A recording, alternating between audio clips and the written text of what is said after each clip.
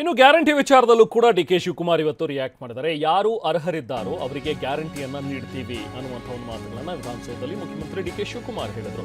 ಹೊರ ರಾಜ್ಯದವರು ಉಚಿತ ವಿದ್ಯುತ್ ಅನ್ನ ಪಡಿತಾ ಇದ್ದಾರೆ. ಮೃತಪಟ್ಟವರ ಖಾತೆಗೂ ಕೂಡ ಗೃಹಲಕ್ಷ್ಮಿ ಹಣ ಹೋಗ್ತಾ ಇದೆ. ಅದನ್ನೆಲ್ಲ ನಾವು ಪರಿಶೀಲನೆ ಮಾಡಬೇಕಲ್ವೇ?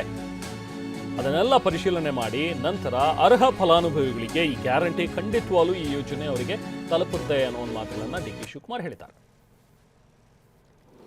ಏನಾಗಿದೆ ಇಲ್ಲ ಪರೀಕ್ಷಣೆ ಮಾಡ್ತಾ ಇಲ್ಲ ಕೆಲವರು. ಏನಾಗಿದೆ ಈ ಫೋನ್ ನಂಬರು ಡೀಟೇಲು ಕೆಲವರೆಲ್ಲ ಕಮರ್ಷಿಯಲ್ ಮಾಡಿಕೊಂಡು 200 ಯೂನಿಟ್ ಅಂತ ರೆಸಿಡೆಂಟ್ ತಗೊಂಡು ಕಮರ್ಷಿಯಲ್ ಮಾಡ್ತಾವ್ರೆ ಅಂಗಡಿಗಳು ಅವು ಇವೆಲ್ಲ. ಅವೆಲ್ಲ ಸುಮಾರು ಅರ್ಜಿಗಳೆಲ್ಲ ಬಂದ್ಬಿಟ್ಟಿದೆ ಬೇರೆಯವರೆಲ್ಲ. 1,60,60,00,000 ಅಷ್ಟು ಜನ 200 ಯೂನಿಟ್ ತಗೋತಾ ಇದ್ದಾರೆ. ಯಾರು ಎಲಿಜಿಬಿಲಿಟಿ ಇದ್ದಾರೆ, ಯಾರು ಪಾಪ ಮನೆ ವಾಸ ಮಾಡ್ತಾರೆ ಅವ್ರು ತಗೊಳ್ಳಿ, ಏನು ತೊಂದರೆ ಇಲ್ಲ. ಬಟ್ ಯಾರು ತಗೋತಾ ಇದ್ದಾರೆ ಅಂತ ಅವ್ರು ನಮಗೆ ಡೀಟೇಲ್ ಬೇಕಲ್ಲ. ಯಾಕೆಂದ್ರೆ ಒಬ್ಬೊಬ್ಬರ ಹೆಸರಲ್ಲಿ 5-6 ಮೀಟರ್ಗಳಿದೆ, 5-6-7-8 ಮೀಟರ್ಗಳಿದೆ.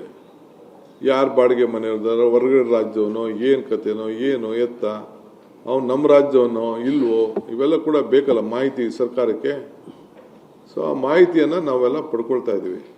ಅವನ ಫೋನ್ ನಂಬರ್ ಏನೋ, ಅವ್ನು ಕರೆಕ್ಟಾಗಿ ಉಪಯೋಗ ಆಗ್ತಾ ಇದೆ, ಅವನು ಯಾರೋ ಬಾಡಿಗೆ ಕೊಟ್ಟವನ, ಏನು ಎತ್ತ ಅಂತ ಬೇಕು. ಆಮೇಲೆ ಕೆಲವರು ಈಗ 120 ಕೋಟಿ ರೂಪಾಯಿ ಈಗ ನಮಗೆ ಇದಾಯಿತು ಎಲ್ಲ. ಕೆಲವರೆಲ್ಲ ಸತ್ತವರೆಲ್ಲ ಕೆಲವರು ಡ್ರಾ ಮಾಡ್ಕೊಬಿಟ್ಟಿದ್ದಾರೆ ಮನೆಯವರು.